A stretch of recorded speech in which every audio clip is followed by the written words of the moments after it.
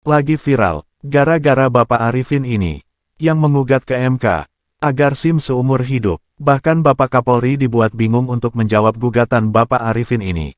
Beliau sempat ingin merubah aturan, agar ujian SIM dipermudah. Sempat dengar pendapat bersama DPR malah kena semprot anggota DPR. Kalau itu bagian pelayanan, mestinya tidak boleh ada lagi masa berlakunya SIM.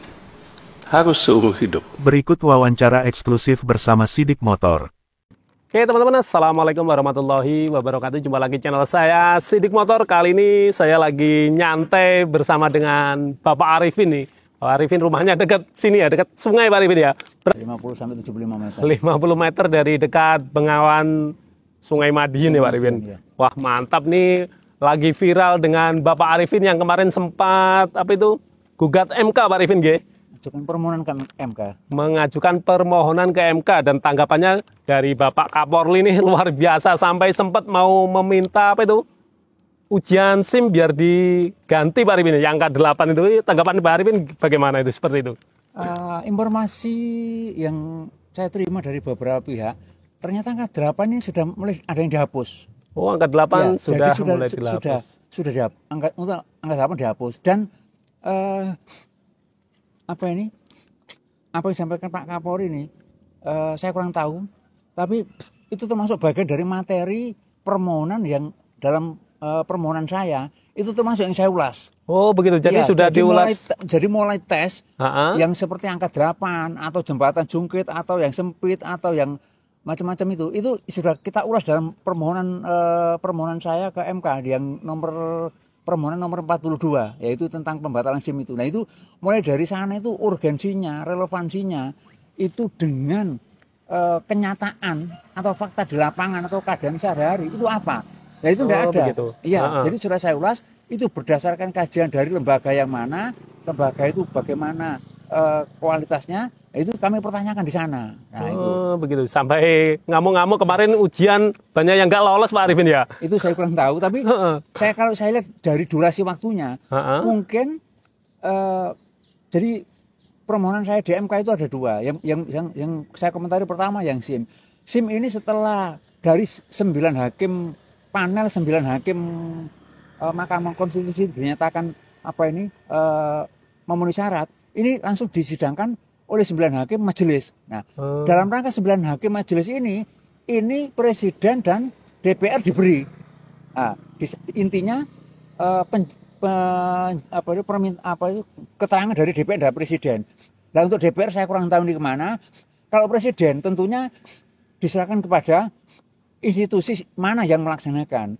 Umpamanya diserahkan kepada Kapolri. Pak Kapolri tentu kan tidak jalan sendiri, tentu diserahkan pada bagian yang melaksanakan. Jadi intinya ke Korlantasnya. Itu mungkin ke sana. Saya lihat ini munculnya ini setelah adanya jadwal sidang DMK itu. Itu. Oh mantap ini, berarti ini gara-gara Bapak Arifin ini sampai ngamuk-ngamuk. Bahkan ini sampai ke DPR Pak Arifin. Ini luar biasa juga tanggapan dari DPR itu menyetujui ya agar SIM kemudian STNK itu bisa seumur hidup. Itu bagaimana menurut Bapak Arifin ini?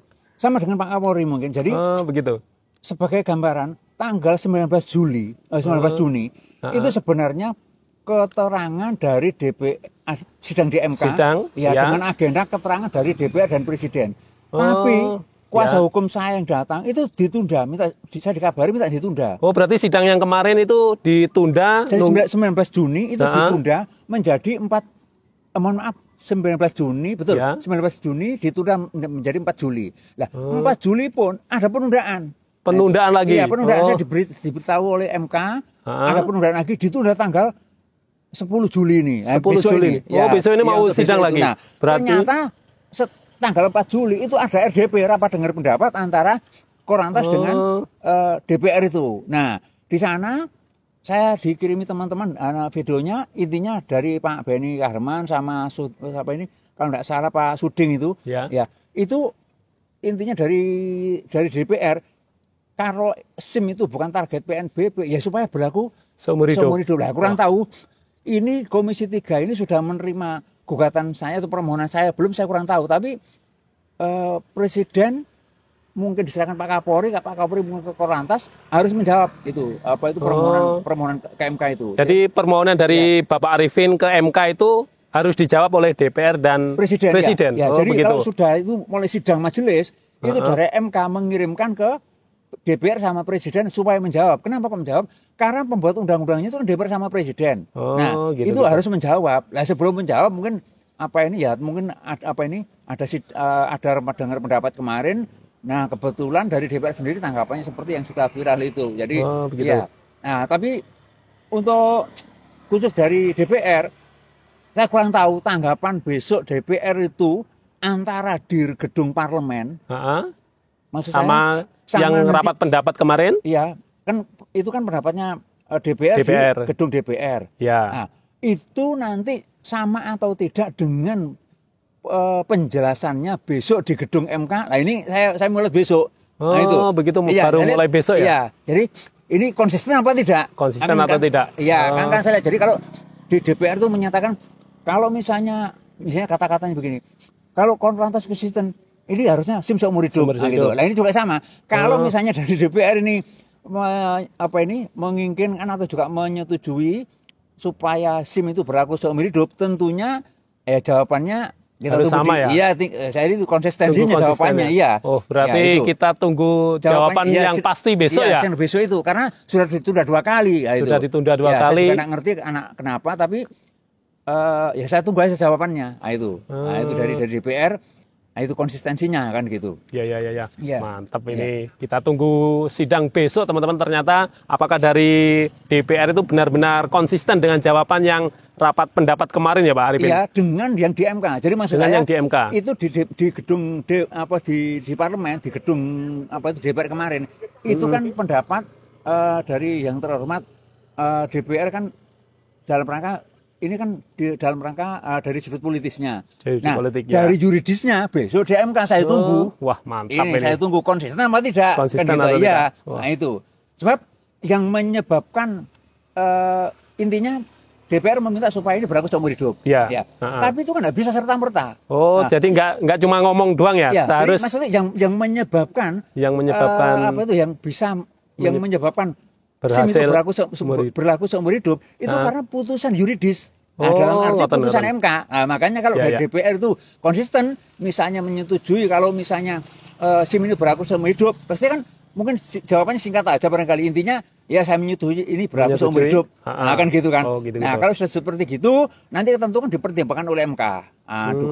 Begitu juga dengan pertimbangan yang lainnya, mungkin jawaban dari Presiden dalam arti dalam sisi nanti kuasanya Presiden dan mungkin gandeng juga Kapolri atau dalam hal ini Korlantas ya monggo.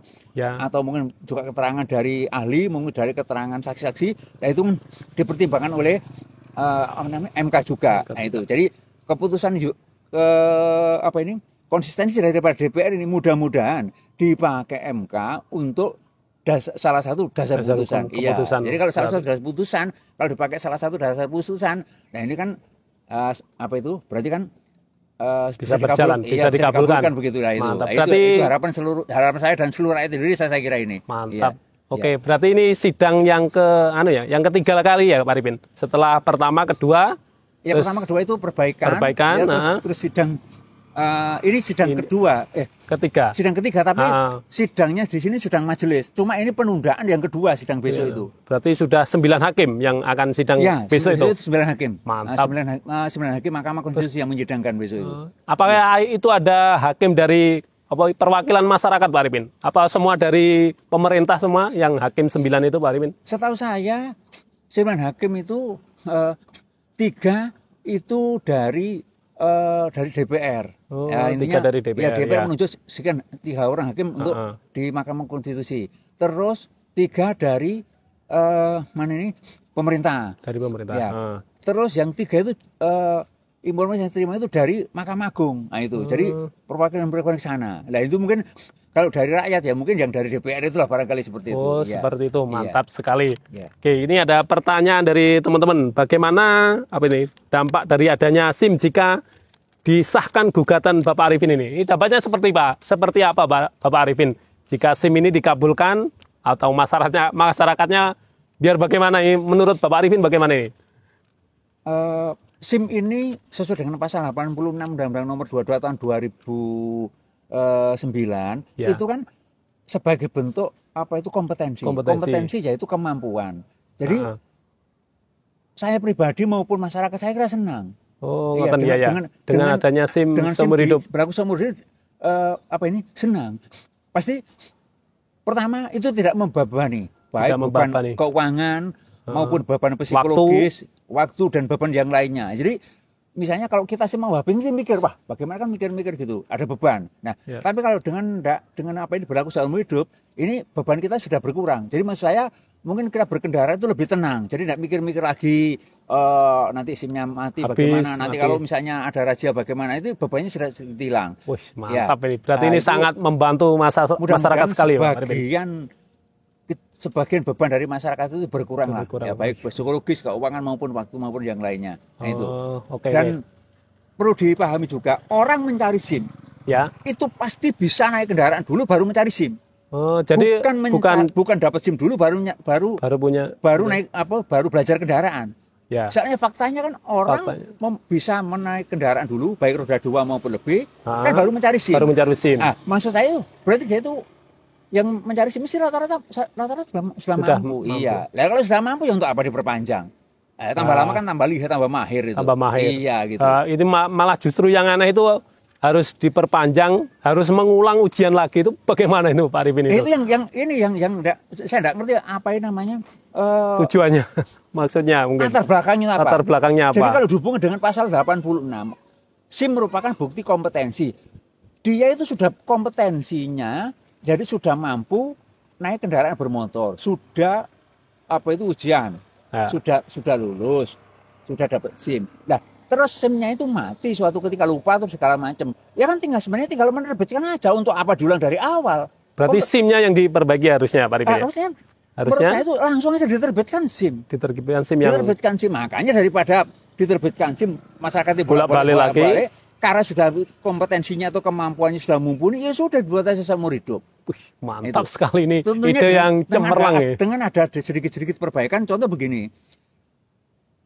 Nomor register SIM itu disamakan dengan NIK. Jadi SIM itu palsu atau tidak, itu nanti kalau ada razia di jalan tinggal misalnya ada razia di jalan. Ya. Petugas nanti tinggal lihat mana SIM-nya. Oh ini, mana KTP-nya, dicocokkan antara NIK, antara nomor register SIM sama NIK ini cocok kan? Kalau cocok, oh berarti SIM-nya asli. Kalau tidak cocok, palsu. Nah selama ini kan tidak. Dilihat ada razia, mana SIM-nya ini ditunjukkan. Begitu tunjukkan, langsung suruh jalan. Loh, pertanyaannya, dari mana petugas ini tahu kalau SIM itu asli? Karena nggak ada pembanding. Nggak ada pembanding. Iya, kalau ada pembandingnya, NIK-nya sama. NIK dan SIM berlaku seumur hidup, maka sudah tepatlah kalau SIM itu seumur hidup, mengikuti sana. Begitu juga dengan kemampuan seseorang. Kemampuan seseorang mengemudi itu seumur hidup. Dia itu kemampuannya akan hilang apabila mati dia. Apabila mati, iya. Ya, sebagai gambaran juga, kalau SIM seseorang itu mati, kemampuannya itu tidak akan hilang. Jadi misalnya si A ini SIM-nya mati kemarin, sekarang masih lihai naik kendaraan. Oh iya, nggak ada hubungannya. Nggak ada hubungannya sebenarnya. Mantap, ini ide yang luar biasa, ini baru seumur hidup ini Pak Arifin ini. Apa itu, gugatan ini baru diadakan oleh Bapak Arifin dari Madiun, ini luar biasa sekali Bapak Arifin. Semoga sangat membantu masyarakat seluruh Indonesia teman-teman. Kemudian ini untuk sidang besok ini kenapa Bapak Arifin melakukan apa itu? Dengan apa tuh? Saya kuasakan dengan orang lain ini. Masalahnya apa Pak Arifin? Mohon maaf ini rekan-rekan semuanya, bekalnya sudah habis. Jadi saya berangkat itu dengan uang pinjaman, daftar di MK, terus sidang yang pertama itu dalam rangka sidang pertama pleno 3 hakim itu dalam rangka perbaikan. Masih ada bekal, masih ada bekal. Ya, begitu setelah kedua sudah habis. Akhirnya kita cari teman-teman untuk kita kuasakan. Tapi prinsipnya gugatannya tetap jalan. Tapi itu risiko saya. Nanti kalau misalnya tanah saya di Bontowoso itu sudah laku, nanti kita ngajukan gugatan lagi. Wah, gugatan apa lagi nih Pak Arifin? Wah, gugatan saya itu mohon maaf, bukan gugatan. Permohonan saya itu di MK itu 2. Ya. Satu terkait SIM supaya berlaku seumur hidup. Yang kedua terkait STN dan plat nomor supaya berlaku selamanya. Karena 2 hal ini pasalnya berbeda. Nah, karena bekalnya habis, untuk yang SIM ini saya kuasakan kepada teman-teman, sekarang masih berlanjut. Nah, untuk yang STN dan plat nomor ini di putusan dari 9 hakim MK ini menyatakan permohonan saya tidak dapat diterima karena tidak dapat diterima, masih kabur, kurang tepat. Yang mana itu? Yang STNK? Yang tentang STN sama plat nomor itu ya. Setelah saya pelajari betul, memang ya karena saya ini masih pertama itu masih pertama ngajukan 2 ini. Itu. Nah, ini saya juga masih belajar, akhirnya dinyatakan tidak dapat diterima. Akhirnya setelah saya baca, ya betul, memang saya ada beberapa kekurangan ya kekurangan untuk penjelasannya. Nanti kalau misalnya tanah di Bondowoso sudah laku, akan saya sudah saya perbaiki, akan saya daftarkan lagi dan akan saya tambahi lagi. Wih, tambahan lagi. Ya, STN dan STNK plat nomor satu permohonan, nanti saya tambahi 2 lagi. Semuanya juga terkait dengan kendaraan bermotor. Jadi bebannya untuk pemilik kendaraan bermotor ini supaya tidak berat. Sekarang ini kan berat. Ada beberapa beban. Padahal untuk tanah yang harganya itu jutaan, mungkin bahkan miliaran, bebannya yang satu aja pajak. Iya. Nah itu. Ya itu kalau untuk yang 2 nanti aja lah. Setelah saya daftarkan nanti saya sampaikan kepada mantap ini. Tunggu tentang info selanjutnya teman-teman. Doanya aja mudah-mudahan tanah saya di Bondowoso segera laku itu. Wis, mantap sekali. Matur suwun sekali Bapak Arifin, ini pertanyaan yang luar biasa.